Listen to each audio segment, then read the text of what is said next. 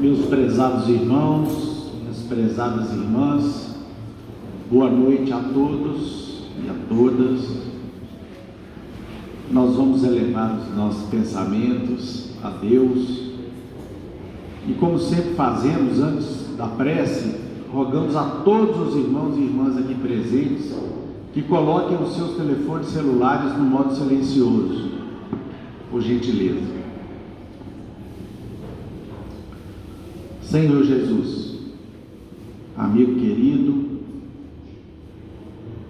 companheiro sempre presente em nossas vidas, especialmente através da sua boa nova, nós vos agradecemos mais uma vez podermos nos reunir nesta casa para estudarmos o Evangelho, a sua boa nova, que nos traz tantas bênçãos, tantos conhecimentos e, sobretudo, tanto material de reflexão para as nossas vidas. Pedimos, Senhor Jesus, que as vossas bênçãos possam recair sobre todos nós aqui presentes e que elas possam ser estendidas aos nossos lares, aos nossos familiares, bem como a todos aqueles que sofrem. Pedimos, Senhor, que o vosso Evangelho de luzes e de bênçãos possa sempre estar presente nos nossos estudos, nessa casa, e que os vossos enviados, representando aqui a falange de Paulo de Tarso, nosso patrono, continue nos abençoando e nos amparando em vosso nome. Pai nosso que estais nos céus, santificado seja o vosso santo nome. Venha a nós o vosso reino, seja feita a vossa vontade, aqui na terra como em todo o universo. O pão nosso de cada dia nos dai hoje, Senhor. Perdoai as nossas dívidas, assim como perdoamos os nossos devedores. Não nos deixeis cair em novas faltas, livrai-nos do mal, pois que vossos são o reino, o poder, a majestade e a glória para todo sempre, que assim seja. E em nome de Deus, de Jesus, nosso Mestre, de Paulo de Tarso, patrono da nossa casa de oração, estudo e trabalho, dos nossos amigos e benfeitores espirituais, nós estamos iniciando os nossos estudos evangélicos e doutrinários dessa noite, na santa e bendita paz, que assim seja. Meus irmãos, minhas irmãs, do capítulo 5 do Evangelho segundo o Espiritismo, Justiça das Aflições. Somente na vida futura podem efetivar-se as compensações que Jesus promete aos aflitos da terra. Sem a certeza do futuro, essas verdades seriam um contrassenso, mais ainda, seriam um engano. Mesmo com essa certeza, dificilmente se compreende a conveniência de sofrer para ser feliz. Dizem, para se ter maior mérito. Mas então pergunta-se: por que uns sofrem mais do que os outros? Por que nascem uns na miséria e outros na opulência, sem coisa alguma haverem feito que justifique essas posições? Por que uns nada conseguem, ao passo que a outros tudo parece sorrir? Todavia, o que ainda menos se compreende é que os bens e os males sejam tão desigualmente repartidos entre o vício e a virtude, e que os homens virtuosos sofram ao lado dos maus que prosperam. A fé no futuro pode consolar e infundir paciência, mas não explica essas anomalias que parecem desmentir a justiça de Deus. Entretanto, desde que se admita a existência de Deus, ninguém o pode conceber sem o infinito das perfeições. Ele necessariamente tem todo o poder, toda a justiça, toda a bondade, sem o que não seria Deus. Se é soberanamente bom e justo, não pode agir caprichosamente nem com parcialidade. Logo, as vicissitudes da vida derivam de uma causa, pois que Deus é justo, justa há de ser essa causa. Isso o de que cada um deve bem compenetrar-se. Por meio dos ensinos de Jesus, Deus pôs os homens na direção dessa causa, e hoje, julgando-os suficientemente maduros para compreendê-la, lhes revela completamente a aludida causa por meio do Espiritismo, isto é, pela palavra dos Espíritos. Meus irmãos, hoje nós temos aqui para os nossos estudos e reflexões do capítulo 5 do Evangelho de João. Jesus cura um paralítico no tanque de Betesda. Depois disso, havia uma festa entre os judeus e Jesus subiu a Jerusalém. Ora, em Jerusalém há, próximo à porta das ovelhas, um tanque chamado em hebreu Betesda, o qual tem 5 alpendres. Nestes jazia grande multidão de enfermos, cegos, coxos e paralíticos, esperando o movimento das águas. Porquanto um anjo descia em certo tempo ao tanque e agitava a água, e o primeiro que ali descia, depois do movimento da água, sarava de qualquer enfermidade que tivesse. E estava ali um homem que havia 38 anos que se achava enfermo. E Jesus, vendo este deitado e sabendo que estava neste estado há muito tempo, disse-lhe: queres ficar são? O enfermo respondeu-lhe: Senhor, não tenho homem algum que, quando a água é agitada, me coloca no tanque, mas enquanto eu vou, desce outro antes de mim. Jesus disse-lhe: levanta-te, toma tua cama e anda.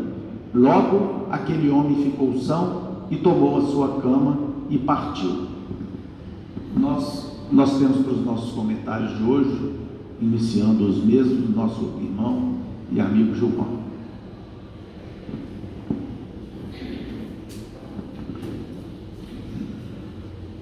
Boa noite a todos.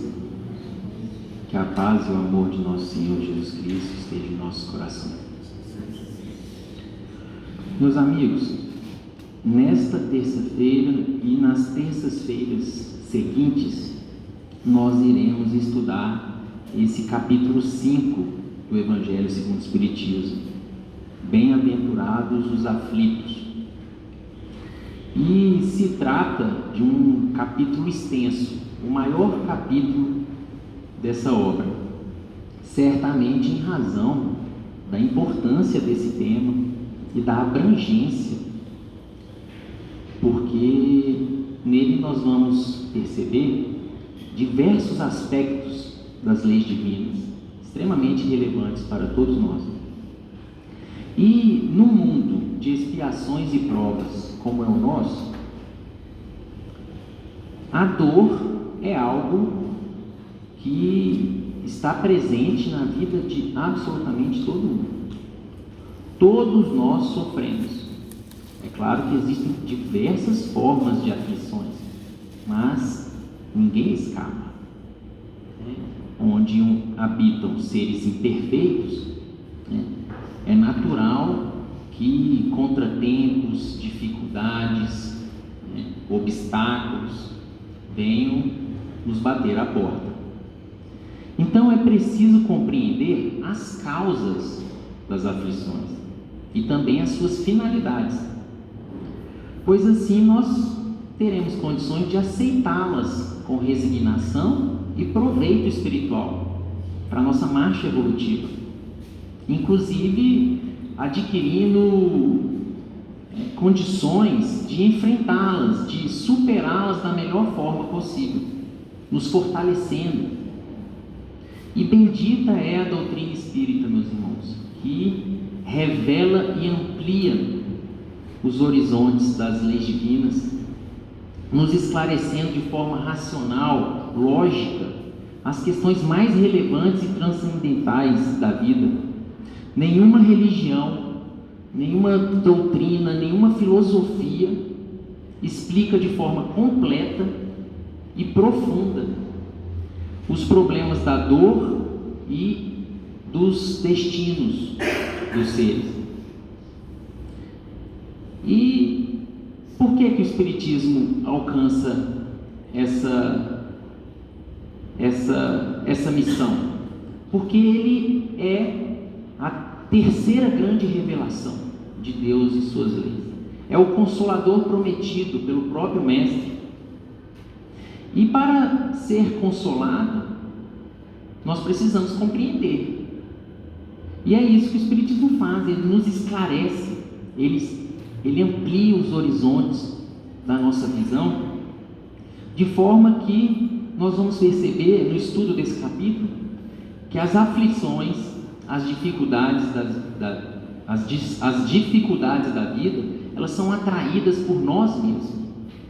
Somos nós mesmos quem as buscamos, conscientemente ou inconscientemente. E Deus as permite para o nosso próprio bem, para o nosso aprendizado. E é sobre isso que nós vamos refletir nessa noite, sobre a justiça das aflições. É curioso percebermos, interessante, que nesse capítulo, Kardec, logo após os trechos evangélicos, que estão nos itens 1 e 2, nesse item 3, que acabou de ser lido para o nosso irmão Euler, Kardec fala então da justiça das aflições. Antes mesmo de adentrar nas causas, nas finalidades, nos mecanismos que envolvem a justiça divina, Kardec quis frisar esse ponto. E com razão. As aflições são justas. Era preciso firmar essa base, esse fundamento, logo no início do capítulo. E o Espiritismo, como revelação, com seu caráter divino, ele veio então cumprir a promessa de Jesus, conforme ficou registrado lá pelo apóstolo João na última ceia: se me amais, guardai os meus mandamentos, e eu rogarei a meu Pai, e ele vos enviará um outro Consolador, a fim de que fique convosco eternamente. Um outro Consolador, porque Jesus é o primeiro e é o maior de todos. E o Cristo, nós sabemos, ele não pôde ensinar tudo com a profundidade, a amplitude necessária, porque nós ainda éramos muito atrasados intelectualmente e moralmente. Era necessário o avanço da ciência, da razão, para compreendermos maiores aspectos da verdade, das leis de Deus. Então, o Cristo sabia disso tudo. Sabia que nós não iríamos compreender completamente os seus ensinamentos, que nós iríamos criar interpretações equivocadas e até mesmo deturbar boa parte dos seus ensinamentos. Nós fizemos isso por conta do nosso interesse pessoal, do orgulho, da vaidade. Nós mesmos, em outras encarnações, fizemos isso. E vem o Espiritismo corrigir os nossos equívocos e escancarar a verdade, nos revelando a verdadeira vida, que é a vida do Espírito, que todos nós somos. Então, com as realidades espirituais sendo reveladas, muda tudo. A própria ideia da justiça divina, nós deturbamos criando a falsa ideia de um céu e de um inferno, como se fossem lugares específicos para onde nós iríamos depois de uma vida de equívoco ou de acerto. Criamos a ideia de penas eternas, que, conforme nós vamos ver aqui nos estudos de hoje, é absolutamente incompatível com a ideia de um Deus misericordioso e justo.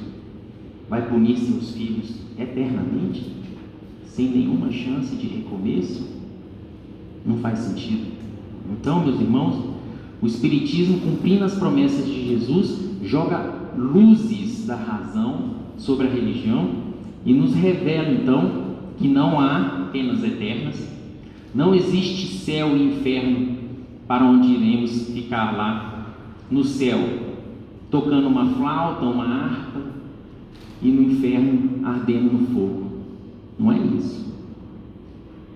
A doutrina nos revela que nós iremos sim colher os frutos da nossa sementeira, mas em novas vidas, às vezes na mesma vida até.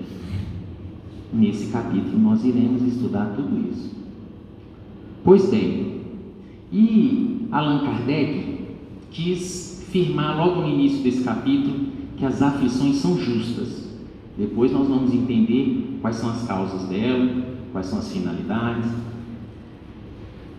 Kardec fez assim porque ele, como exímio educador, um pedagogo extraordinário, um espírito de elevadíssima envergadura intelectual e moral, ele foi escolhido por Jesus para ser o mensageiro da doutrina espírita, o codificador, melhor dizendo, para receber as mensagens da espiritualidade superior sob a coordenação de Jesus e edificar a doutrina espírita.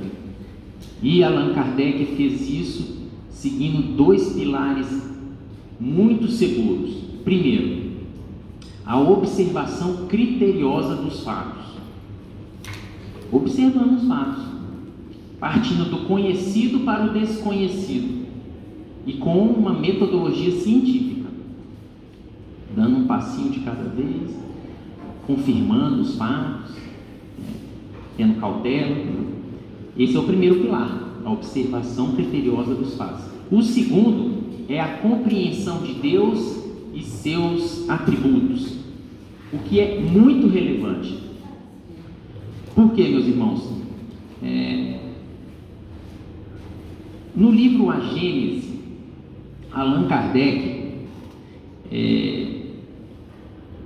elaborou um capítulo, é o capítulo 2 dessa obra, que é incrível, vale a leitura, fica a sugestão para todos os irmãos.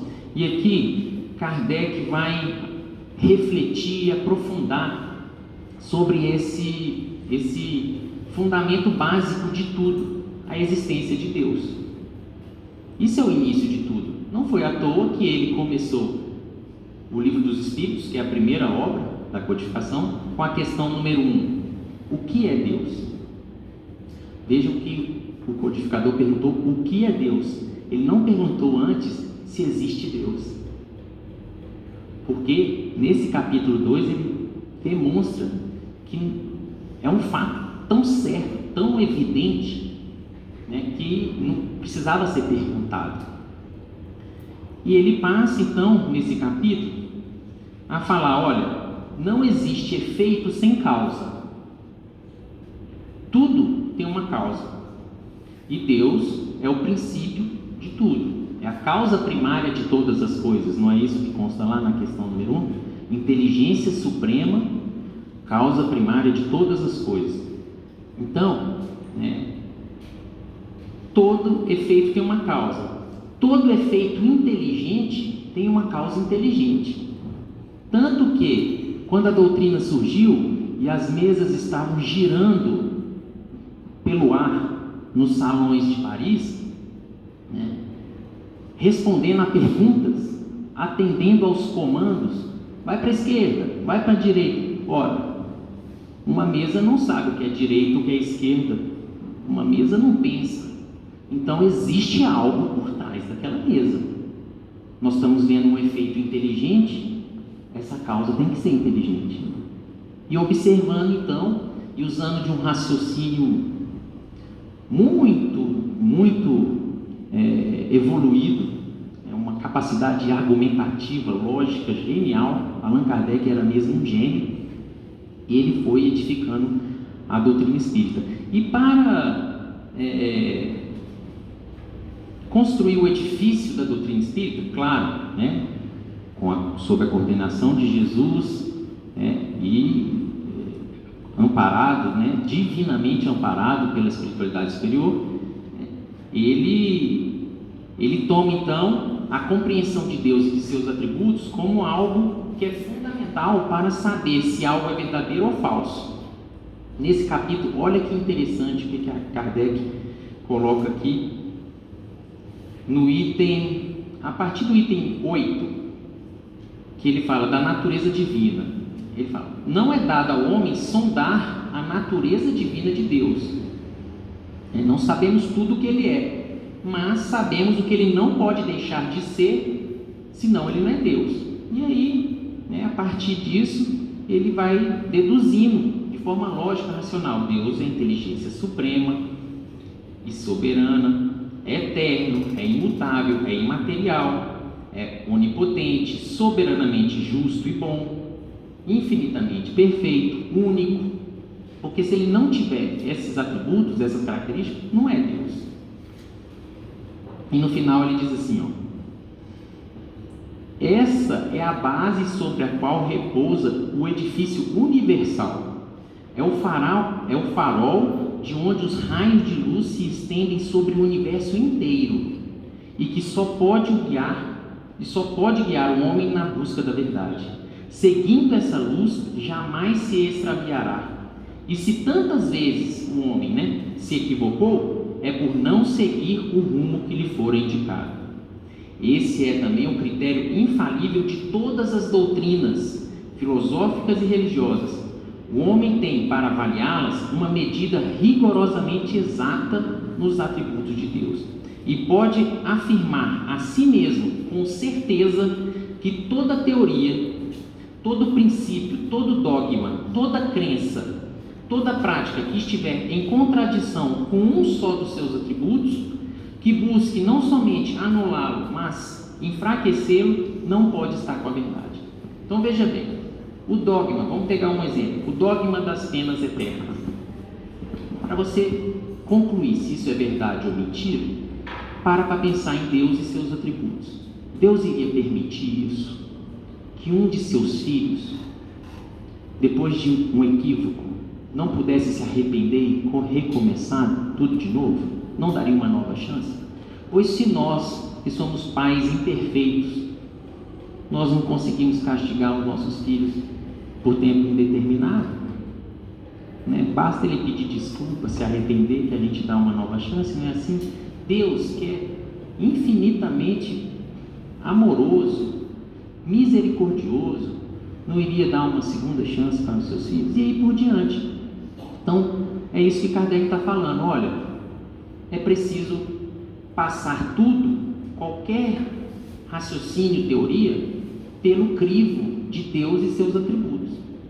E ele usou isso no estudo das aflições, que é o capítulo que estamos estudando. Veja que interessante, Observando a nossa volta, nós não vemos aos nossos olhos que uns nascem já com doenças, deficiências, limitações extremamente complicadas, enquanto que outros nascem perfeitamente saudáveis? Desde o berço, o que aquela criatura fez para merecer aquilo? Ela nem teve tempo de fazer, ela acabou de vir ao mundo. Ou, uns nascem em famílias ajustadas, equilibradas e até com boa condição social, econômica.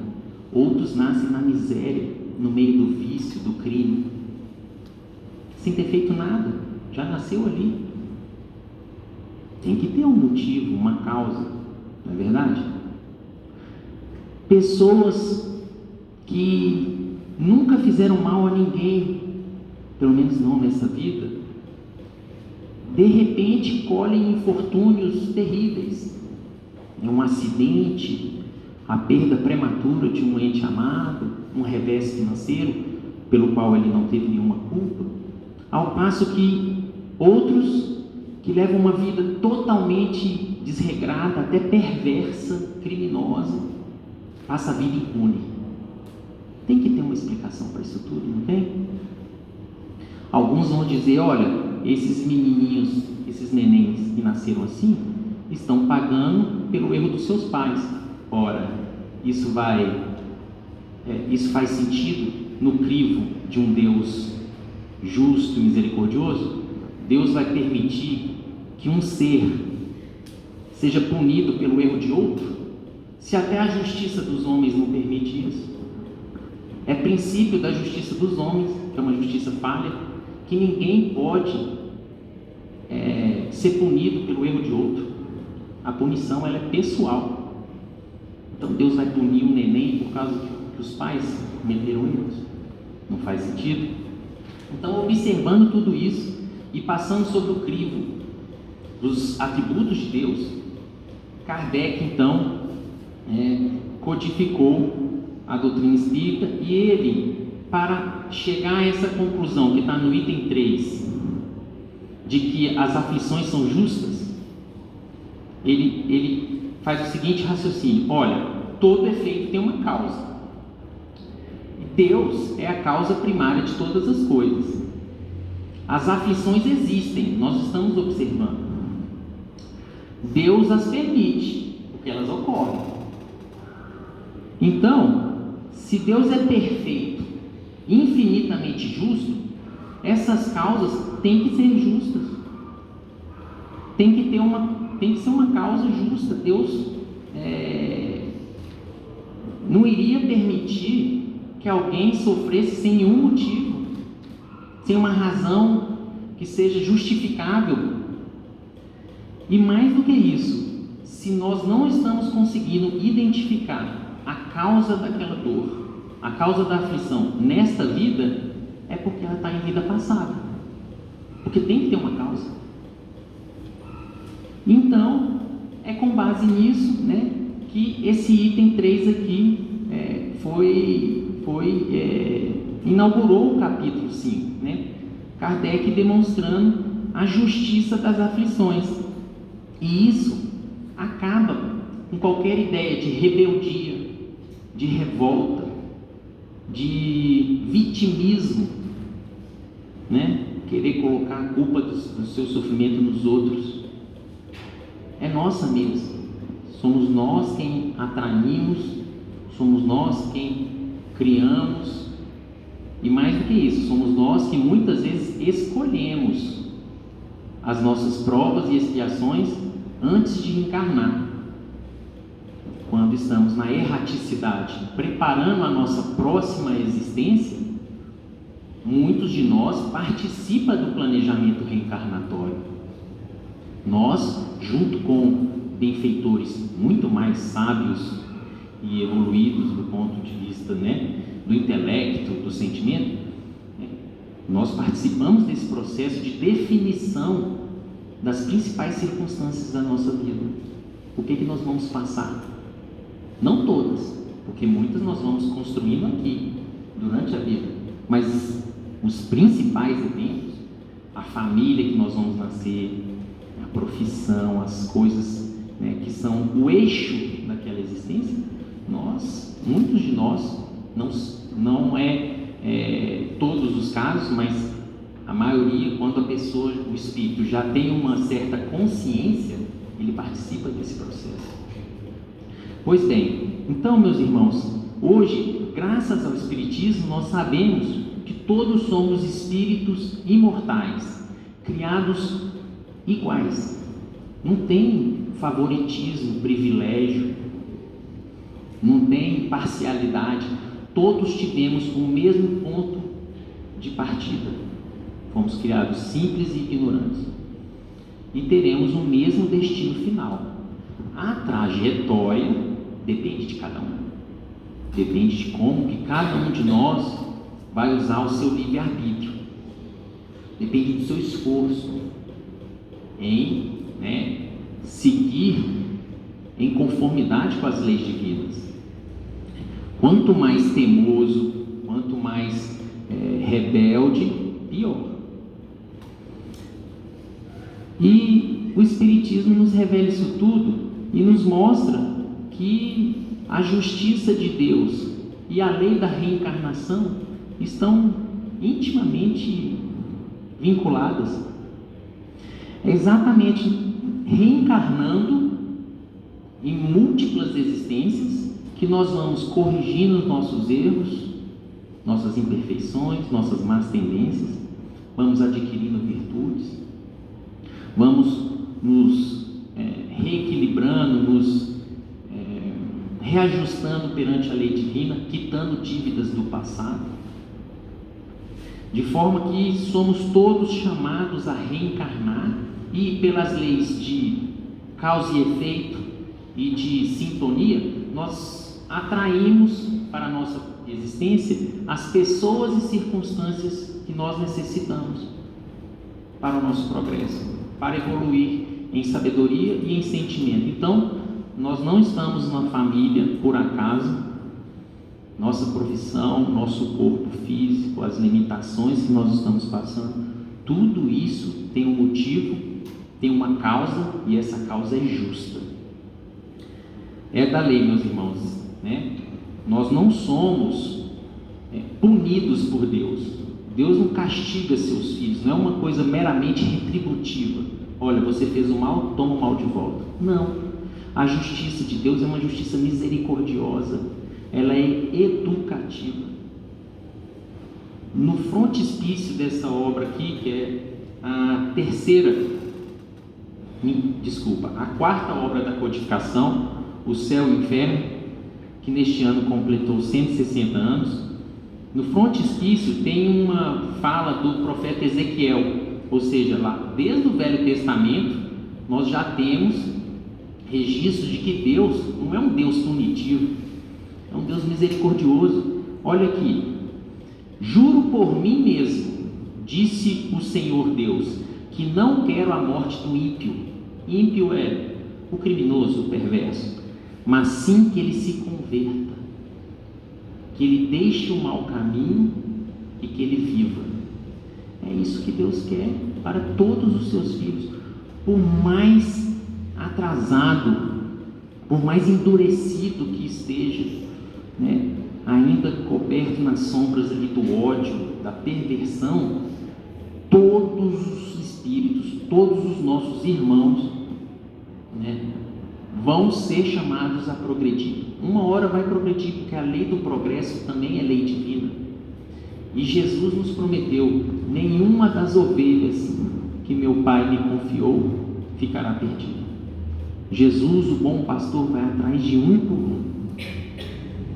E ele tem o remédio certo, a lição exata para cada situação espiritual. É claro, que a dose do remédio vai depender do grau da teimosia. No livro Falando à Terra, Emmanuel, no prefácio da obra, tem uma frase de Emmanuel que eu particularmente gosto muito e que eu costumo sempre repetir: a gazela desperta com o canto das aves, a pedra somente pela explosão da dinamite. Então, vai depender de cada um. A hora da gente despertar e começar a deixar de rebeldia, de orgulho e nos reajustarmos com a lei. Bom, meus irmãos, vamos aqui caminhando para o final da nossa participação, e para ilustrar esse estudo de hoje, escolhemos uma página de Emmanuel que está no livro Caminho, Verdade e Vida. Se chama Vidas Sucessivas, porque a justiça divina, meus irmãos, ela está totalmente vinculada com a reencarnação. A reencarnação, ela é um dos principais mecanismos da justiça divina. E nessa página, Emmanuel comenta um trecho do evangelista João, capítulo 3, versículo 7. Disse Jesus, é o diálogo de Jesus com Nicodemos, famoso diálogo que nós costumamos sempre estudar aqui nessa casa. Não te maravilhes de te haver dito, não te maravilhes de te haver dito, necessário vos é nascer de novo. Comenta Emmanuel, a palavra de Jesus a Nicodemos foi suficientemente clara. Desviá-la para interpretações descabidas pode ser compreensível no sacerdócio organizado, atento às injunções da luta terrena, atento, aos interesses mundanos, mas nunca nos espíritos amantes da verdade legítima. A reencarnação é lei universal. Sem ela, a existência terrena representaria turbilhão de desordem e injustiça. À luz de seus esclarecimentos, entendemos todos os fenômenos dolorosos da vida. Meus irmãos, eu não sei como foi com vocês. Quando eu conheci o Espiritismo e tive contato com a reencarnação, eu falei, pronto, é a chave para todas as respostas, a reencarnação. Acaba todos os mistérios, todas as incógnitas. É isso que Emmanuel está nos falando aqui, ó. À luz dos seus esclarecimentos da lei da reencarnação, entendemos todos os fenômenos dolorosos do caminho. O homem ainda não percebeu toda a extensão da misericórdia divina nos processos de resgate e reajustamento. Entre os homens, o criminoso enviado a penas cruéis, seja pela condenação à morte ou os sofrimentos prolongados. A providência divina, todavia, corrige amando. Não encaminha os réus para prisões infectas e úmidas. Determina somente que os comparsas de dramas nefastos troquem a vestimenta carnal e voltem ao palco da atividade humana, de modo a se redimirem uns frente aos outros. Então, como que nós vamos fazer as pazes com antigos desafetos? Resgatar as dívidas? Voltando para o convívio, para nos reajustarmos uns com os outros. Para a sabedoria magnânima, nem sempre o que errou é um celerado, como nem sempre a vítima é pura e sincera. Olha aqui, meus irmãos, esse trecho que interessante, ó. Deus não vê apenas a maldade que surge à superfície do escândalo, conhece o mecanismo sombrio de todas as circunstâncias que provocaram o crime. O algoz integral e a vítima integral são desconhecidos dos homens. Então, olha, ninguém é totalmente algoz e ninguém é totalmente vítima. Se você está sendo vítima de uma injustiça, de um crime mesmo, de algo terrível, e se essa resposta não está nessa vida, está em vida passada.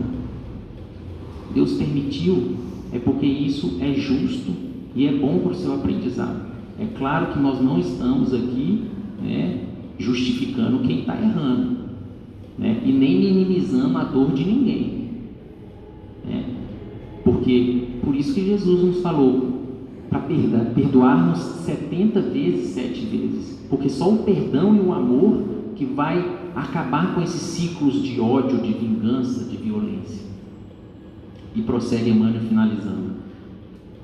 Ele diz, o algoz integral e a vítima integral são desconhecidos do homem. O pai, contudo, identifica as necessidades de seus filhos e reúne-os periodicamente pelos laços de sangue ou na rede dos compromissos edificantes, a fim de que aprendam a lei do amor entre as dificuldades e as dores do destino, com a bênção do esquecimento temporário. É lindo e é muito perfeito, o mecanismo divino. Quanta misericórdia, quanta justiça. E quando a gente vai entendendo, a gente fica feliz e busca, no esforço, corrigir a nós mesmos. Porque o único caminho para a nossa felicidade, né, é a correção de nós mesmos, no combate das nossas imperfeições, dos nossos erros, que se assim nós fizermos, nós estaremos no caminho certo. É que Jesus nos abençoe a todos.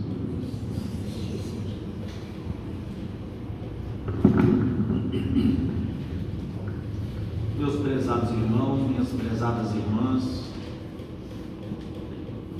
se tem uma situação que nos nivela a todos nessa vida, é o sofrimento,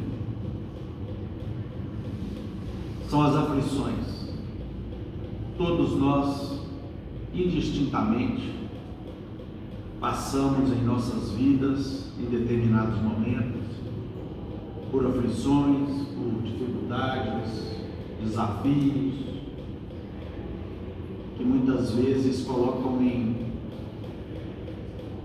xeque aí a nossa fortaleza.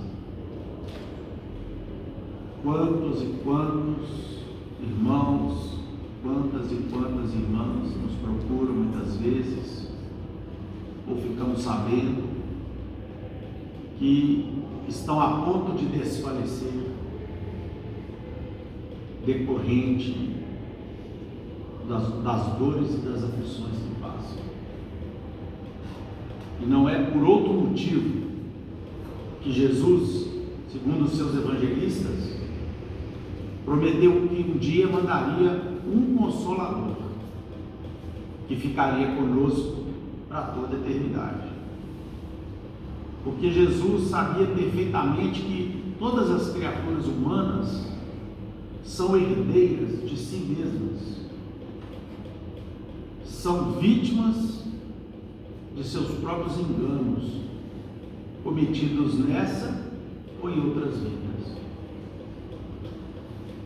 E que as consequências desses enganos, apesar de todo o aparato que Deus colocou em nossas vidas para que nós nos fortalecêssemos diante das situações que a vida nos mostra e nos faz sentir e passar, ainda assim tem hora que alguns irmãos, algumas irmãs, às vezes pensam até em desistir, não é mesmo?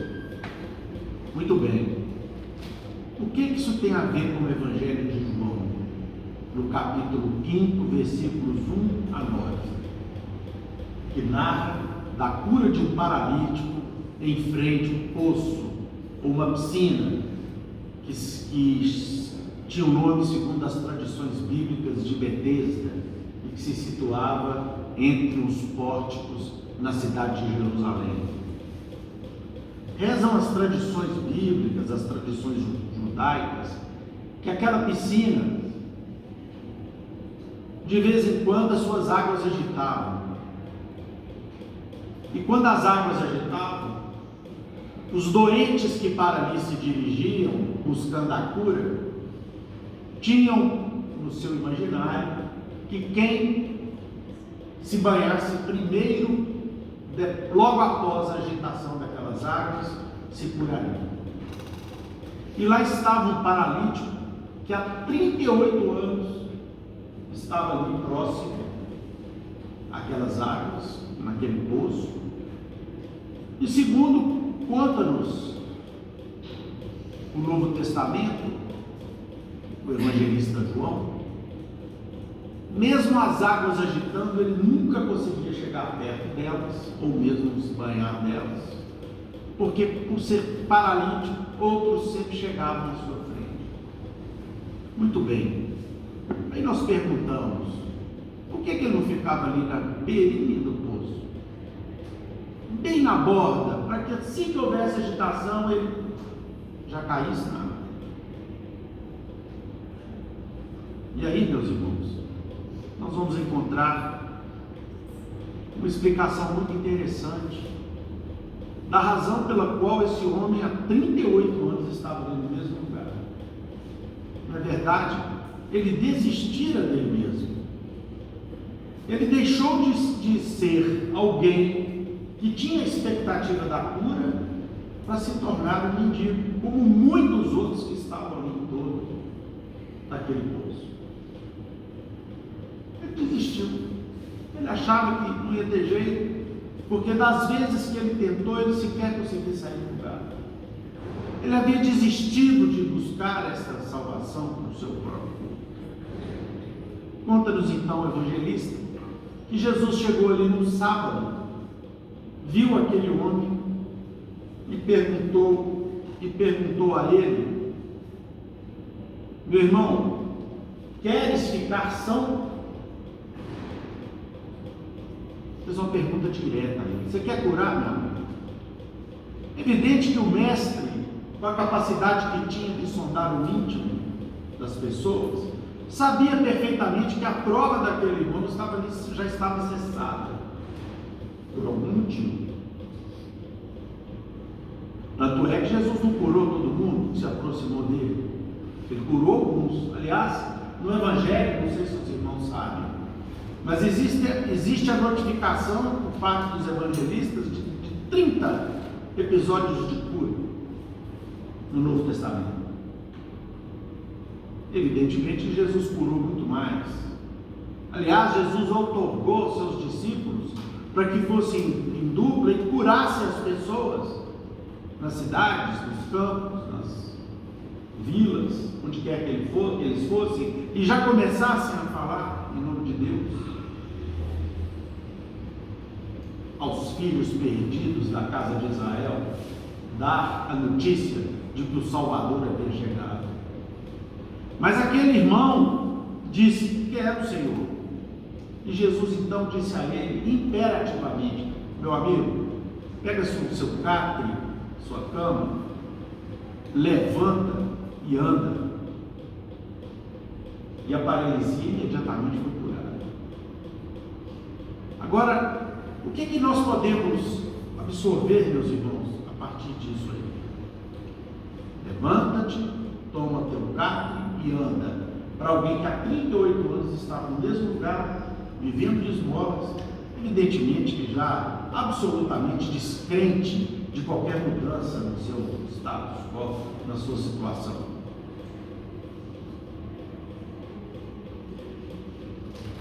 O que ocorre é mais ou menos o que ocorre em nossas vidas. Muitos de nós, quando sofremos, quando passamos os apertos reiterados que a vida nos traz, muitos de nós podem às vezes pensar assim: mas eu estou abandonado por Deus.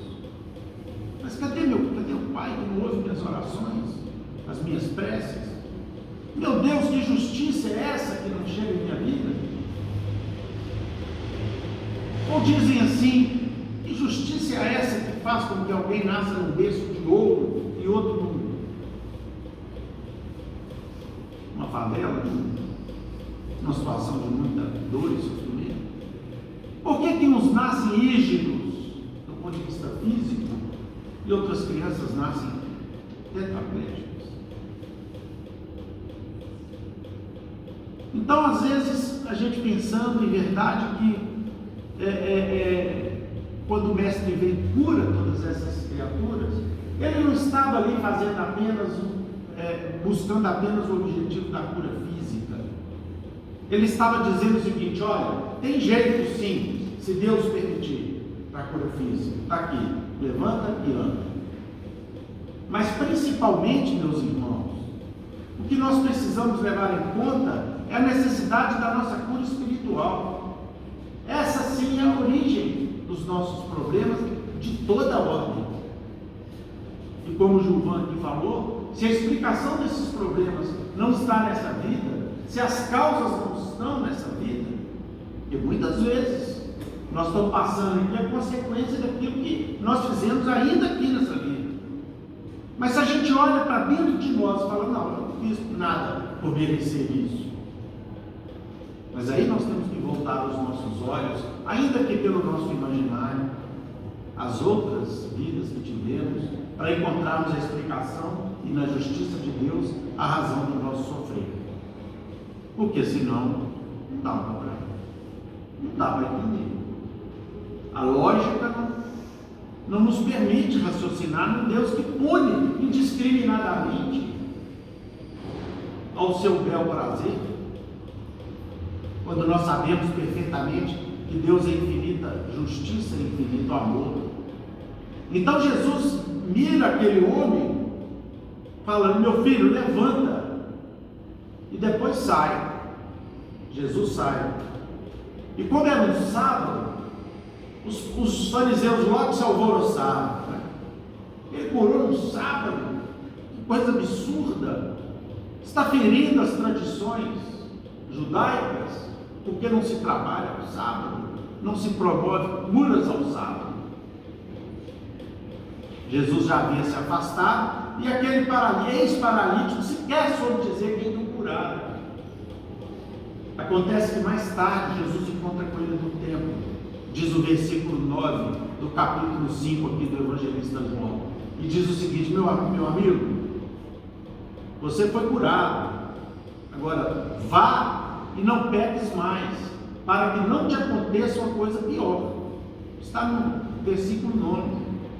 O que Jesus quis dizer isso? Meu amigo, você já está curado fisicamente por autorização divina, mas vá e cure o seu espírito, cure a sua alma, porque se você não curar o seu espírito, vai te acontecer coisa muito pior, em razão da graça, evidentemente, que ele recebeu ali. E essa observação de Jesus, e não foi para ele apenas que ele disse isso à mulher que acabara de ser, e ele, Jesus, salvou de um apedrejamento público. E disse a ela: minha irmã, cadê os que te julgavam? Ah, Senhor, se foram. Então, minha irmã, você vai, olha, eu também não te julgo. Vai, não peques mais também, para que não te aconteça aquilo pior. Ou seja, Jesus Cristo sempre mirava a nossa alma, o nosso espírito, porque é dela que vem a fortaleza, meus irmãos, para nós enfrentarmos todas as dificuldades que a vida nos traz. É na alma que a gente encontra a fortaleza, mesmo que nós tenhamos um corpo débil, um corpo frágil, mesmo que estejamos numa situação de dificuldade, mas todos nós podemos fortalecer o nosso espírito e enfrentar as situações da vida com galhardia, com força. E quantos não fazem isso? Quantos não conseguem superar as dificuldades de toda ordem? Eu me lembro sempre de uma excursão que nós fazíamos aqui na nossa casa. Eu era ainda um adolescente, e nós íamos lá em Citrolândia, perto de Betim, visitar o centro espírita do Leprosário Santa Isabel. E era de estarrecer a vergonha que a gente ficava quando a gente se aproximava do João Pipoca, um irmão que andou por Belo Horizonte inteira durante a sua vida, pedindo ajuda para os comerciantes da cidade, para levar aos irmãos quase esquecidos lá do Leprosário Santa Isabel, numa época em que a lepra era uma doença extremamente desconhecida e que gerava um estigma absoluto nos corações e nas mentes das pessoas. Pois o João Pipoca dedicou sua vida a isso, a recolher donativos e levar para minorar o sofrimento daqueles irmãos. E lá no centro espírita, quando a gente chegava lá achando que ia levar alguma coisa de solidariedade, a gente saía de lá, eu saía de lá com vergonha, com a fortaleza daquela criatura que se apresentava já aos pedaços, carcomida pela lepra, e que, no entanto, era capaz de encher os nossos corações de esperança, vendo o exemplo de dignidade e grandeza que alguém pode dar aqui na vida. Então, meus irmãos, não existe problema maior do que nós. Não nos entreguemos às dificuldades que nós mesmos aqui criamos. Nós podemos encontrar a solução dos nossos problemas, às vezes, de uma maneira que a gente não consegue enxergar. porque a gente se recusa, como aquele irmão se recusou ao longo de 38 anos, se aproximar do poço. Às vezes nós recusamos a nos aproximar da cura dos nossos espíritos, que significará cura integral para todos nós. Por isso que Kardec nos explica aqui nesse capítulo, as vicissitudes, ou seja, as dificuldades da vida derivam de uma causa, pois que Deus é justo, justa há de ser essa causa.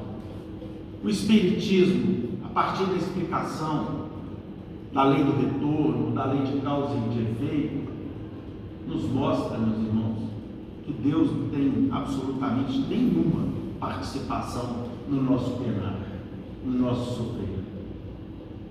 Pelo contrário, quando Ele age para diminuir as consequências dos males que nós mesmos causamos a nós. Então, todo dia, nós precisamos levantar e agradecer a Deus a bênção de um novo amanhecer, a bênção de mais um dia que Ele nos concedeu para que a gente possa caminhar e tentar consertar aquelas situações que a gente foi criando e dificultando a nós mesmos. E aí Kardec nos fala das causas atuais e das causas anteriores das aflições, nos explicando de maneira muito lógica. Ou nós somos herdeiros nessa vida mesmo do que fizemos de ruim, ou então levamos para as próximas gerações que viveremos uma herança complicada do mau uso da nossa liberdade lá no passado. E esse mau uso foi tão grande que as consequências dele voltam conosco. Porque também não é justo que a gente não enfrente as consequências dos desatinos que nós cometemos, muitas vezes prejudicando criaturas inocentes, muitas vezes trazendo as lágrimas às mães de outros filhos, privando as pessoas do pão ou da escola, com o nosso egoísmo desenfreado de buscarmos apenas para nós as alegrias endinheiradas da vida. E isso nos causa, inclusive, a consequente conclusão de que nós devemos ter muito dó daqueles que agem assim nessa vida, daqueles que se corrompem, daqueles que corrompem, daqueles que manipulam e contraem dívidas terríveis com a sociedade, daqueles que egoisticamente monopolizam o pão, se esquecendo de que Jesus nos ensinou a oração, dizendo o seguinte: o pão nosso de cada dia, o pão nosso de cada dia. Jesus não se referiu aos todos os pães de cada dia. E aí nós desencarnamos assim e achamos que vamos encontrar um local celestial de paz? Evidente que não. Se Deus é amor infinito, Ele também é justiça. E nós teremos que enfrentar a justiça divina, que está instalada onde? Num tribunal lá no céu, onde Deus está lá esperando para a gente ser punido? Não. Ele fez questão de instalar essa justiça dentro de nós, aqui e aqui aqui para a gente lembrar os erros que fizemos, e no coração para a gente sentir a necessidade de correção desses mesmos equívocos. Portanto, meus irmãos, o que nos traz consolação é de que, mesmo considerando que muito poucos terão a possibilidade de encontrar com Jesus e ser curado de uma paralisia, evidentemente, e fazendo aí linguagem figurada, muito poucos, quando têm doenças gravíssimas, irreversíveis, pela prática da medicina, pelos conhecimentos da medicina atual, vão ter possibilidade de ter uma cura do jeito que esse irmão teve lá no frente do poço. Mas ainda assim, nós temos a certeza de que, se não pudermos resolver as nossas questões aqui, mas se tivermos o nosso coração iluminado pela esperança e pela resignação, de que dias melhores virão, se agirmos com resignação e esperança, nós teremos um futuro no mundo espiritual e de outras vidas em que nós estaremos já livres dessas peias, dessas correntes que nos prendem ainda a uma vida de sofrimento e de desilusões.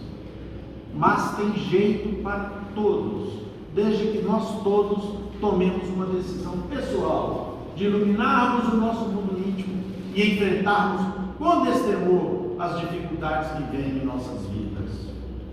Nós temos o Evangelho que nos dá essa força. E nós espíritas, além do Evangelho, ainda temos a palavra dos Espíritos superiores, que nos mostram exemplos, milhares de exemplos, de irmãos que conseguiram superar as suas dificuldades imensas e se iluminarem, auxiliando a civilização, a sociedade, com a qual conviveram. E eu vou trazer um exemplo aqui para os irmãos e irmãs, e com esse exemplo, nos trazido por Ney Lúcio, num livro cujas lições nós lemos com nossos filhos no culto do Evangelho no lar. O livro Alvorada Cristã, de autoria espiritual do Espírito de Ney Lúcio e psicografado pelo Chico, e cujo título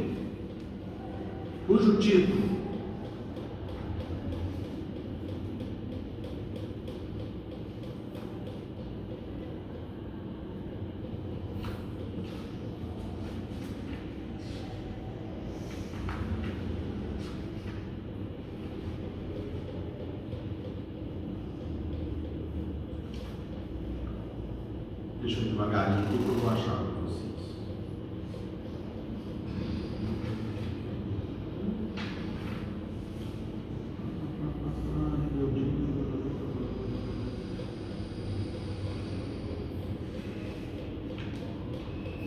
Eu vou ler para vocês, eu vou tentar falar de memória, não sei, eu marquei errado aqui, me perdoe.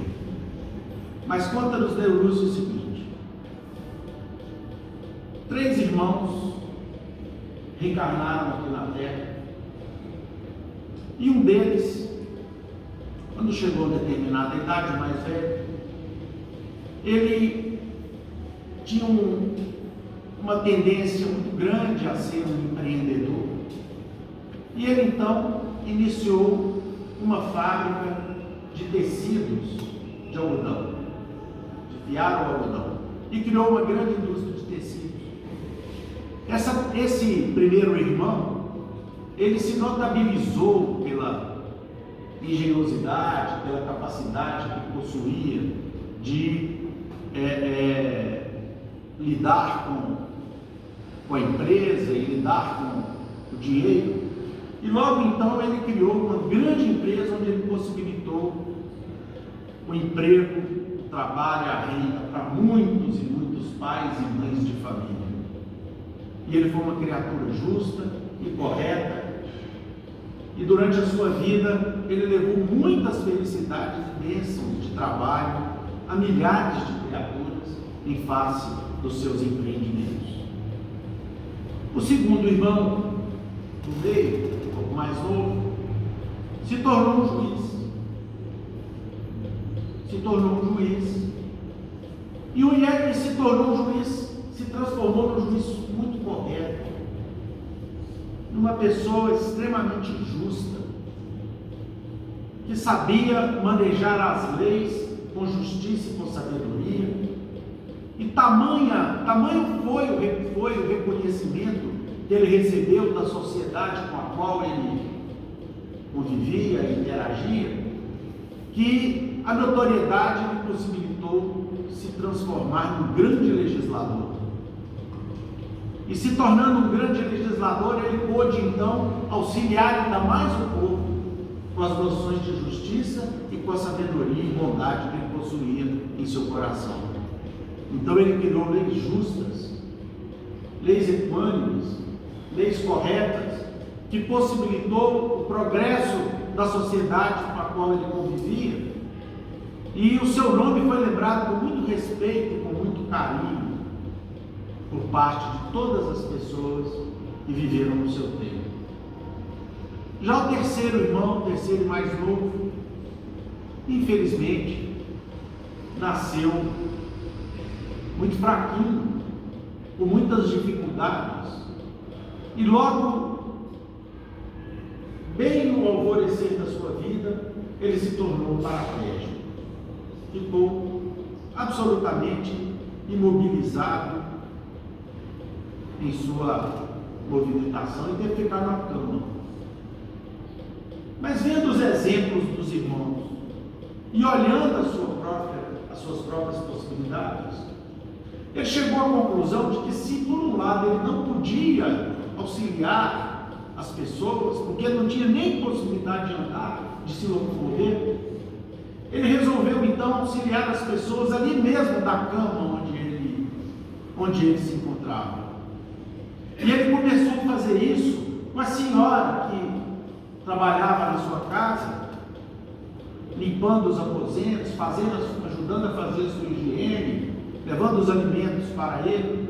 E ele aconselhava com muito carinho, com muito respeito, aquela senhora que era cheia de problemas, e teve naquele irmão um conselheiro muito fiel, um conselheiro que lhe ajudou muito em sua vida. E aí então ela foi falando dele para outras pessoas, e outras pessoas então vinham até sua casa obter dele um conselho, uma palavra amiga, uma palavra de estímulo, uma palavra de consolação. O João Vitório, eu narrei aqui há pouco para vocês. E qual não foi a sua surpresa, que depois de muitos anos agindo assim, inclusive escrevendo cartas de consolação em resposta às muitas cartas que ele recebia de tudo quanto é lugar, pedindo-lhe conselhos e uma palavra amiga, que ele ficou cego, não pôde mais escrever aquelas cartas. E vocês acham que ele se desanimou? Não.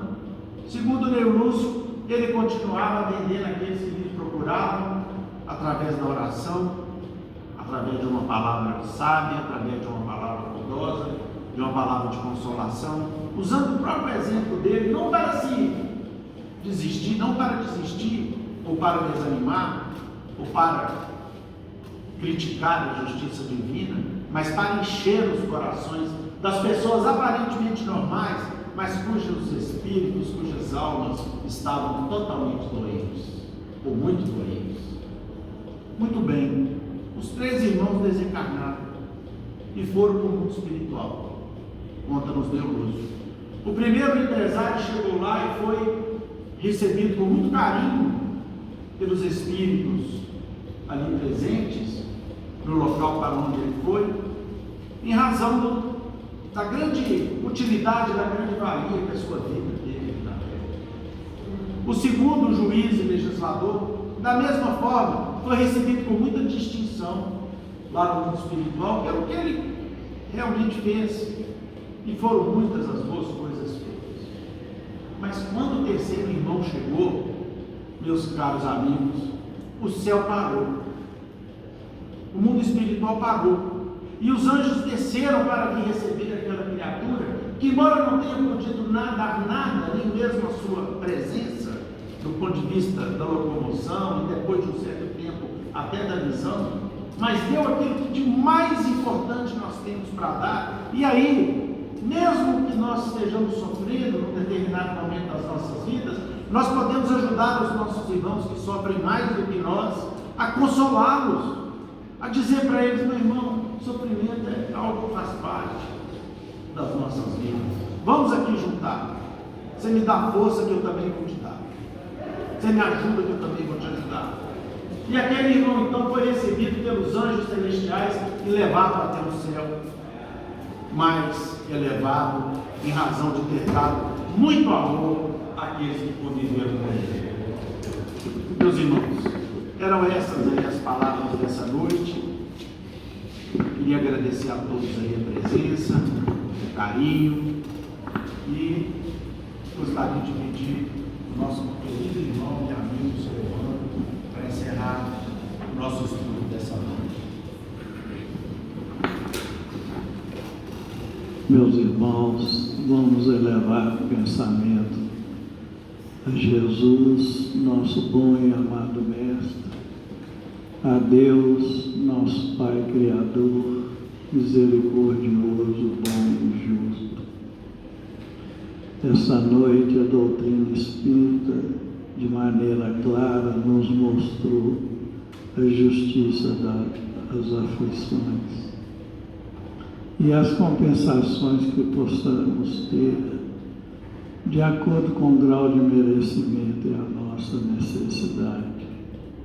Pedimos, Senhor, que a nossa visão espiritual seja aumentada, seja acrescentada, para que possamos trazer sempre conosco essas lições que nos fortalecem, nos consolam, nos elevam, nos dá a condição de renovarmos a nossa vida.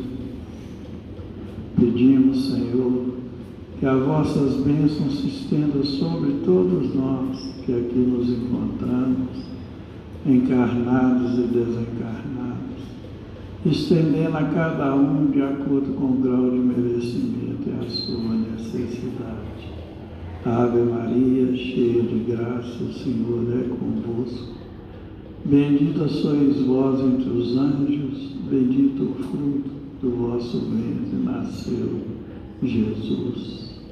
Santa Maria, Mãe de Jesus, rogai a Deus por nós, pobres pecadores, encarnados e desencarnados, hoje, agora e sempre, que assim seja. Devolvemos a palavra ao nosso irmão Euler, para que ele possa encerrar a reunião da noite. Com esta rogativa, em nome de Deus, de Jesus, nosso Mestre amado, de Paulo de Tarso, patrono da nossa casa de oração, estudo e trabalho, dos nossos amigos e benfeitores espirituais, nós estamos encerrando os nossos estudos, as nossas orações dessa noite, na santa e bendita paz. Que assim seja. E o nome da lição aqui, meus irmãos, é Prêmio ao Sacrifício, aqui no livro Alvorada Cristã. Boa noite a todos. Vamos começar o nosso passe, cuja pena será formada aqui no salão.